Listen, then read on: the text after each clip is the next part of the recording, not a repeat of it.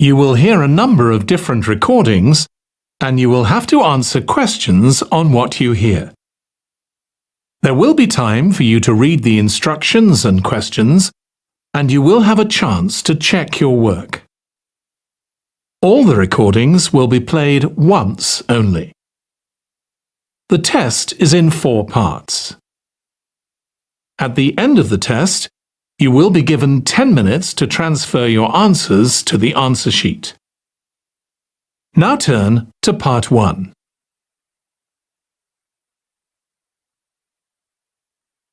Part 1. Now we shall begin.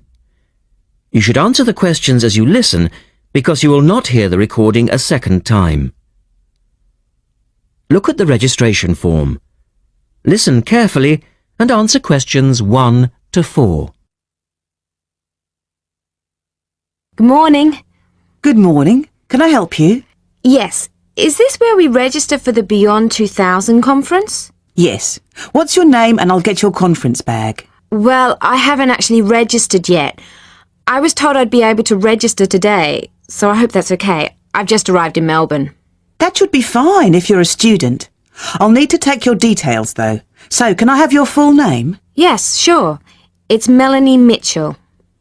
Is that M-I-T-C-H-E-L-L? Yes, that's right. And that's Ms., not Miss. OK, fair enough. And what's your address, Melanie? I live in student accommodation at Sydney University, so my address there is Room 66, Women's College, Newtown. OK. And which faculty are you studying in? I'm in the Faculty of Education. I'm doing a Master's in Primary School Teaching. Right. And may I see your student card because I need to verify that you're a current student? Yes, sure. Here it is. My number is 994578ED. The woman asks the student some more questions about the conference. Look at questions 5 to 10.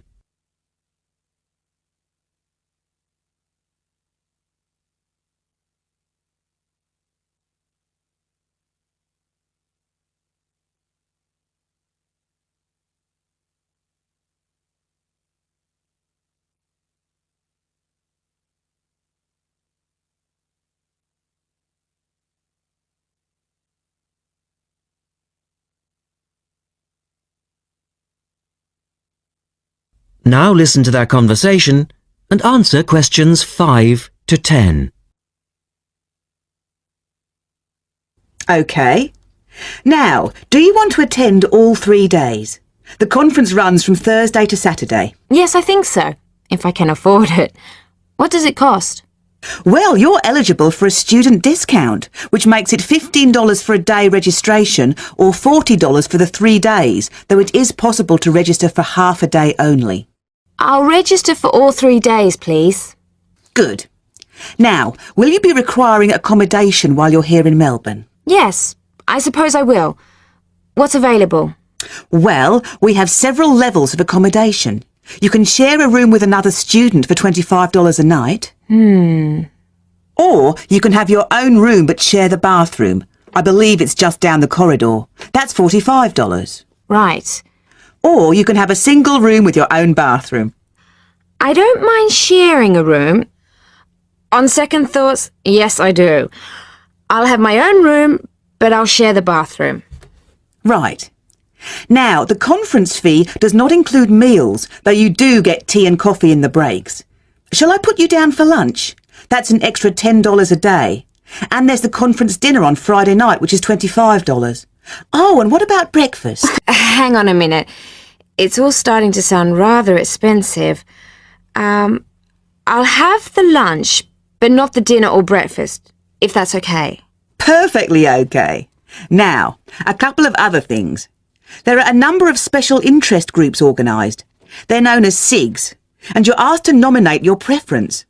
They'll take place on the Friday afternoon and Saturday morning, but they're filling up quickly, which is why you need to nominate now. Right. What are the SIGs? Well, there are 6 altogether. Let's see. On Friday you have a choice between computers in education or teaching reading skills. Or a session on catering for the gifted child. Oh, they all sound interesting. But technology in the classroom is really my area of interest, rather than reading. So I'll go for that. I can probably read up on the gifted child topic myself. Right. And then the Saturday options are a session on cultural differences, or there's music in the primary curriculum, or you could go to the one on gender issues in the classroom. Wow! Can I go to them all? They all sound fascinating. Afraid not. Well, I'm really interested in how boys and girls behave differently, even when they are very young, so I'd better opt for the third session, even though the cultural differences sig is probably really interesting too. Right. And the music option would be interesting. And how would you like to pay? We accept most credit cards or bank cheques, but not personal cheques, I'm afraid. Been caught out too often before. And cash, of course. We never say no to cash. I'll have to put it on my card 'cause I don't have enough cash on me right now. That's fine. Enjoy your time here with us in Melbourne.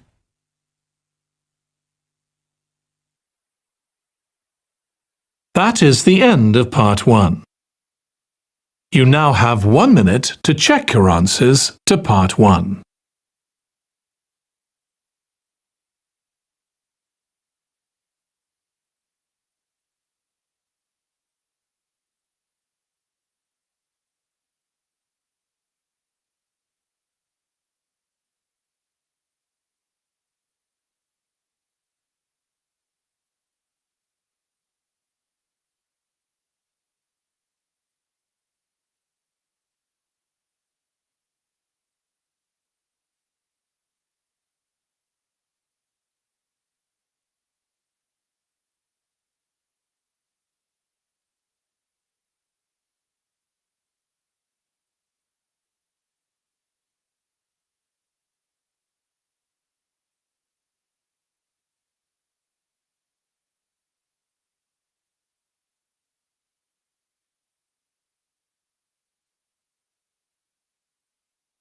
Part 2. You will hear a woman talking about a number of different beaches to a group of tourists. First, look at questions 11 to 20.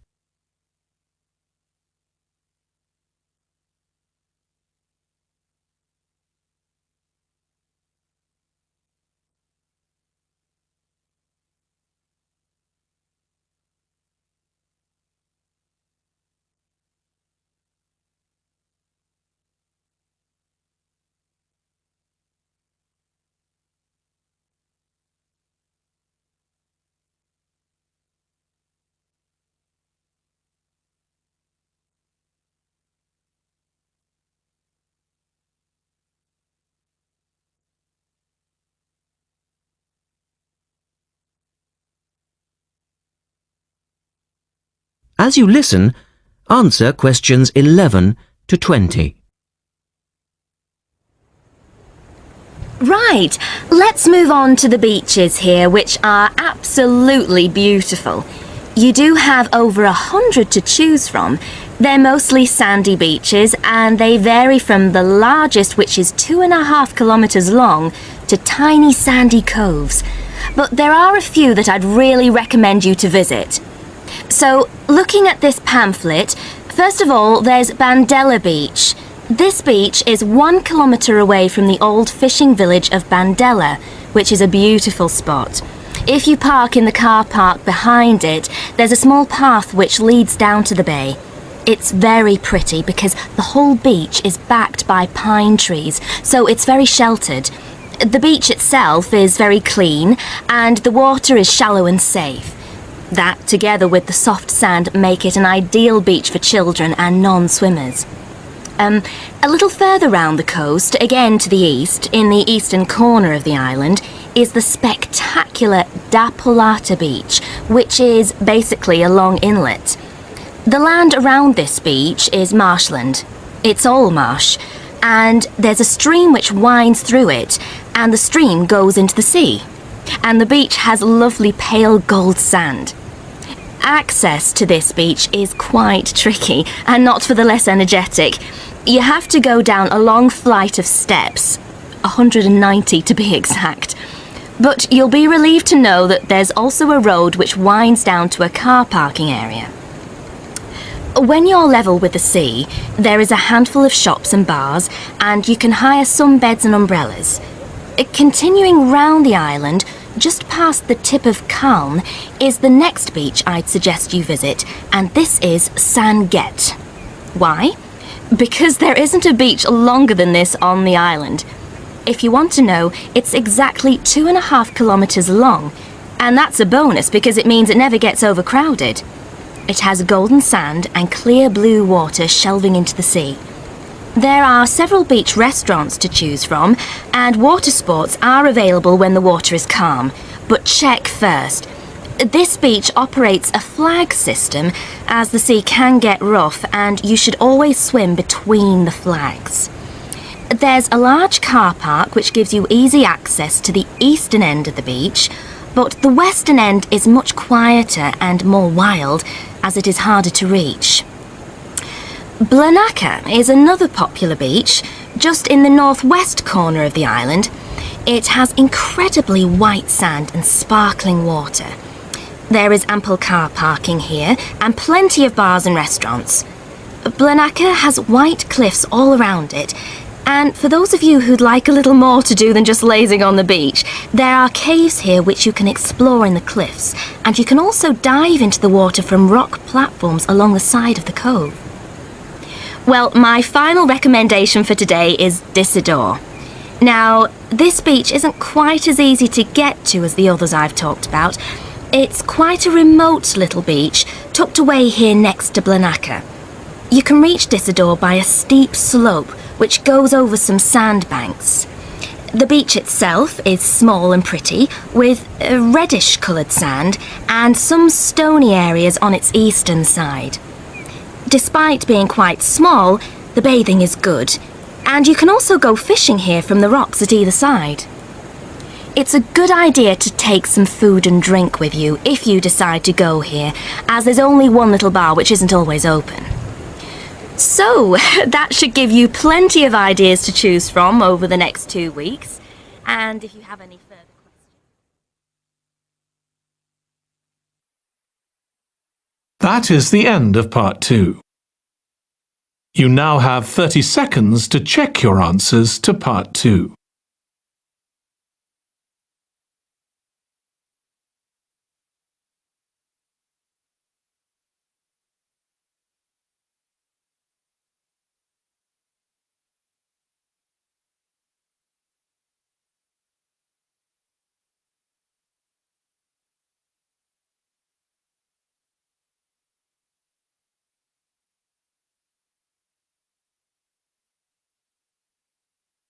Part 3. In this section, you will hear a discussion between a male interviewer and a woman who is the manager of a major bookstore. First, look at questions 21 to 24.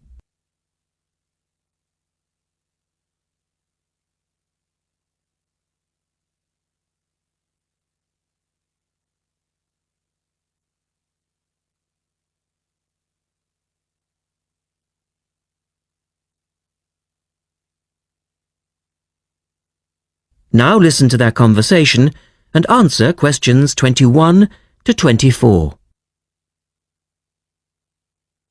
The start of a new academic year is a challenge for booksellers. Lee Rogers talks to one major bookstore manager. Jenny Farrow, you're the manager of Dalton Books, and you sell an awful lot of books to students, don't you? Yes, we do. How do you manage to make sure that you're going to have the books students need when all the new courses begin? Basically, we make preparations long before they arrive. Like all other major book retailers, we have a database of information. And using that, we contact course conveners in May and ask them to send us their book lists. How many books are we talking about? For one course? Yes, as an example. An average course requires about 30 books. We ask lecturers to indicate whether a book is what we call essential reading. You know, the students simply have to get it, or whether it's what they would term recommended reading, or whether it's just a supplementary text that they tend to refer to as background reading. What about predicted buyers? It's not a perfect system, unfortunately. If a lecturer tells us that he expects us to sell 100 copies of a book, we know that we could actually sell anything from 50 to 150. That's why in practice, when it comes to ordering, it's a lot safer to go by the previous year's sales figures, if that's possible, of course, if we've sold the book before. We also build other factors into the equation, including the type of course that the books are for, the student's year group, and a measure of our own judgment. And these criteria make a fairly accurate guide? As accurate as we can be, yes. Look at questions 25 to 30.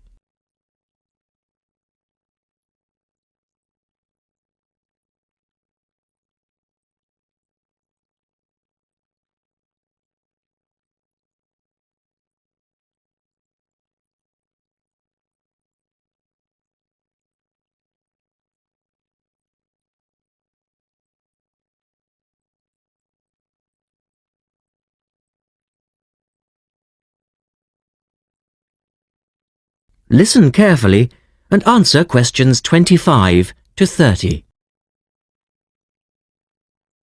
What about the publishers? Do they take an active role in promoting new books? Certainly. The academic and professional publishing market is worth about £700 million a year, so publishers go to some lengths to make sure their books are known. The standard procedure they use is to mail out catalogues to lecturers or colleges and universities. That's been the main form of promotion for years. Now, of course, they can also post details of new or revised works on websites. Some even go so far as writing individual letters to the appropriate lecturers in order to let them know what's coming up. The lecturers then contact you if they're interested? That's right. The publishers send us, the booksellers, inspection copies. Lecturers can then get a free copy and decide whether it's going to be suitable for their course. And how does it work with the students? What are they looking for and who helps them most? I think lecturers are best placed to understand the students' needs. Often the critical issue is what represents value for money for students. This is more important than price per se. Do students actually buy books before they start the course? Apparently, a large proportion of students wait to see what they need. Students have a firm idea of what constitutes a good book, so they tend to give themselves time to look at all the options before making a choice. They tend to go for books that are clear and easy to use. Often, the texts that their lecturers recommend turn out to be too academic and remain here on our shelves. Well, that was Jenny Farrow. And our guest tomorrow will be... That is the end of part 3. You now have 30 seconds to check your answers to part 3.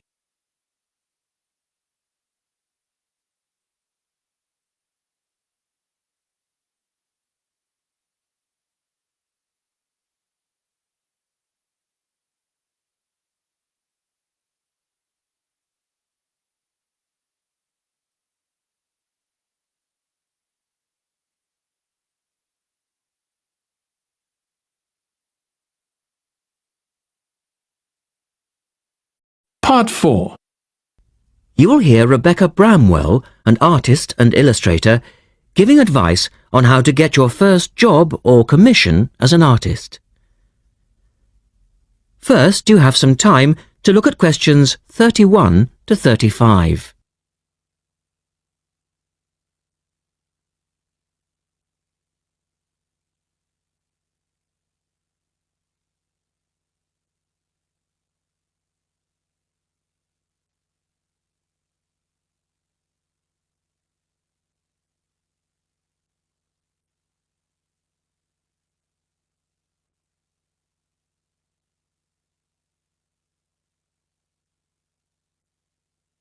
Now listen carefully and answer questions 31 to 35.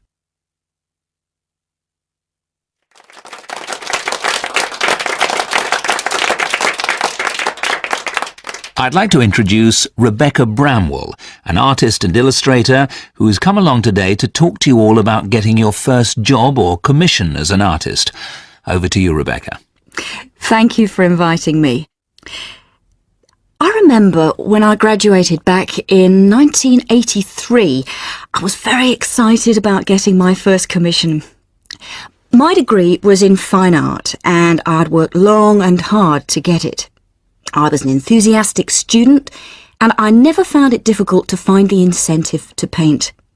I think as a student you're pushed along by fellow students and tutors, and the driving force is there. However, when you leave college, you find yourself saying things like, "I'll have one more cup of coffee and then I'll sit down to work." I hate to admit it, but I say it myself. Suddenly, it isn't finding the inspiration or getting the right paper that's a problem. It's you. In my view, there are a number of reasons why this happens. It's a real challenge making a decent living as a new artist. You have to find a market for your work. Often you work freelance and need to take samples or portfolios of your work from place to place. These experiences are common to a lot of professional people. But artists also have to bare their souls to the world, in a way. More than anything, they want praise. If people don't like what they create, then it can be a very emotional and upsetting experience hearing them say this. I began to realise that these problems were preventing me from having a career in art, and so I decided to experiment. I was a painter, but I started to dabble in illustration, drawing pictures for books, cards, and this offered me the opportunity to become more emotionally detached from my work. I was no longer producing images from the heart, but developing images for a specified subject, taking a more practical approach. I began to develop a collection of my illustrations, which I put into a portfolio and started to carry around with me to show prospective clients and employers. But it was still tricky because publishers, for example, want to know that your drawings will reproduce well in a book. But without having had any work published, it's hard to prove this. Having a wonderful portfolio or a collection of original artwork is, of course, a first step. But what most potential clients would like to see is printed artwork, and without this evidence, they tend to hold back still when it comes to offering a contract. Look at questions 36 to 40.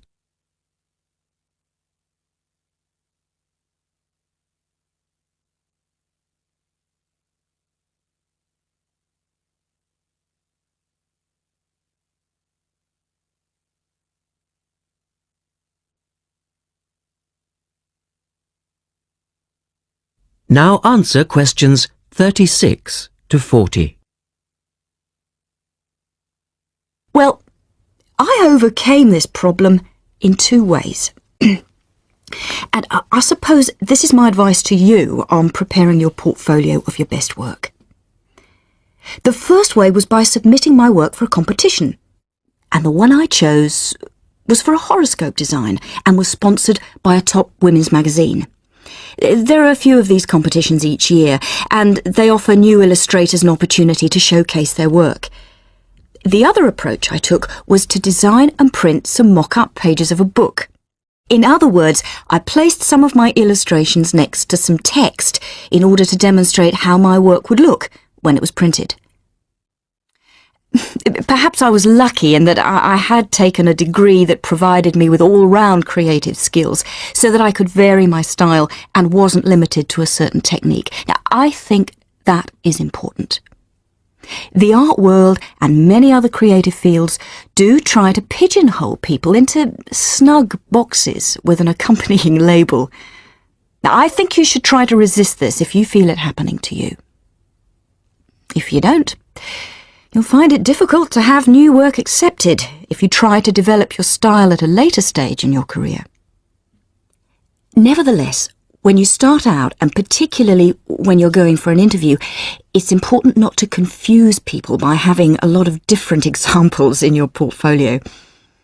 One remedy for this is to separate your work into distinct categories.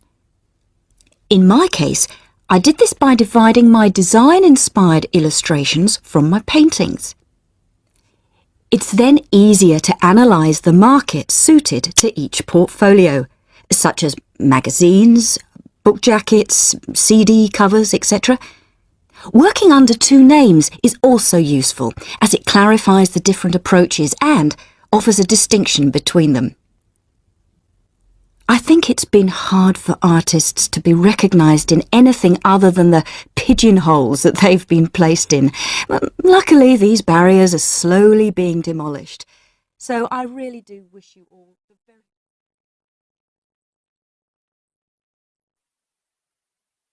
That is the end of Part 4. You now have 1 minute to check your answers to Part 4.